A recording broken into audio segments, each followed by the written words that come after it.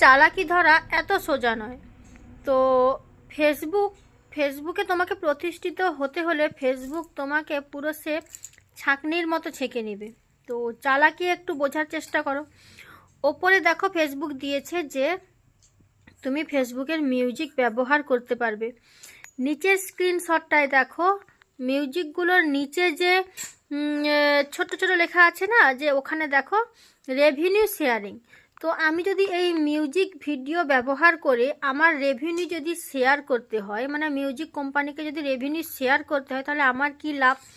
তার থেকে নিজের কন্টেন্ট তৈরি করা ভালো, তাই না?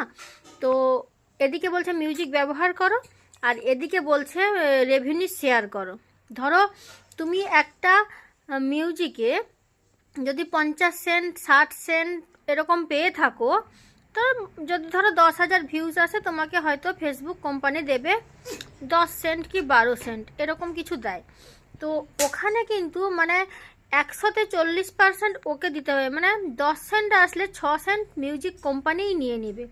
তো ফেসবুক মানে বলছে কি করছে কি, তুমি একজন কন্টেন্ট ক্রিয়েটার, কন্টেন্ট মনিটাইজেশন এজন্যই দিচ্ছে, তুমি একজন কন্টেন্ট ক্রিয়েটার। ফেসবুককে আগে বোঝো ফেসবুক কি বলতে চায়। যে ফেসবুকের সিস্টেমটা যদি তুমি বুঝে নাও না, তোমার আর অত সমস্যা হবে না। বিশেষ করে যারা রিলস করছো তাদের উদ্দেশ্যে আমার বলা, ধরো তুমি 10টা রিলস করছো, তার মধ্যে হয়তো একটা থাকবে কপিরাইট ফ্রি, তো চিন্তা ভাবনা করো যে নিজে নিজে মুখ দেখে লিপসিং করছো, নিজে এডিট করছো, সেই লিপসিং করতে গিয়ে 10 বার ভিডিও ভালো হচ্ছে না, কোথায় কি হয়ে যাচ্ছে সেগুলোকে ডিলিট করে করে আবার ভিডিও দিচ্ছ, কিন্তু রেভিনিউ যেটা আর্নিং হচ্ছে তোমাকে মিউজিক কোম্পানিকে দিয়ে দিতে হচ্ছে। তাহলে তোমরা নিজেরা বলো যে ফেসবুক এটা কি বোঝাতে চাইছে, বা তোমাদের কাছ থেকে ফেসবুক কি চাইছে। ফেসবুক হচ্ছে কি কন্টেন্ট ক্রিয়েটার, মানে এখানে কন্টেন্ট মনিটাইজেশন, মানে you are a content creator, মানে তুমি একজন কন্টেন্ট ক্রিয়েটার, তোমার নিজের কন্টেন্ট দাও। ফেসবুক থেকে যদি তুমি মিউজিক ব্যবহার করবে, তোমাকে ফেসবুকে যারা ওই মিউজিক কোম্পানির মিউজিক দিয়ে রেখেছে তাদেরকে তোমার আর্নিং শেয়ার করতে হচ্ছে।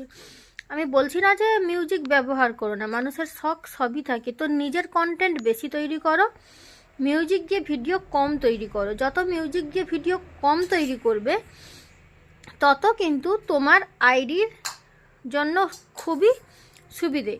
আর এখন কিন্তু দেখছি অনেক ক্ষেত্রেই দেখছি যে সাপোর্ট ইনবক্সে যেখানে আমরা কপিরাইট দেখতাম, ওখানে যে রেভিনিউ শেয়ারিং, ওটাতে রেভিনিউ শেয়ার করতে হবে, ওখানে না দেখালেও তোমরা ক্রোম ব্রাউজার থেকে একবার ফেসবুক লগ ইন করে দেখবে, ওপরে হলুদ রঙের অপশানে আরামসে চলে আসছে যে ওই মিউজিক ভিডিওতে তোমাকে রেভিনিউ শেয়ারিং করতে হচ্ছে।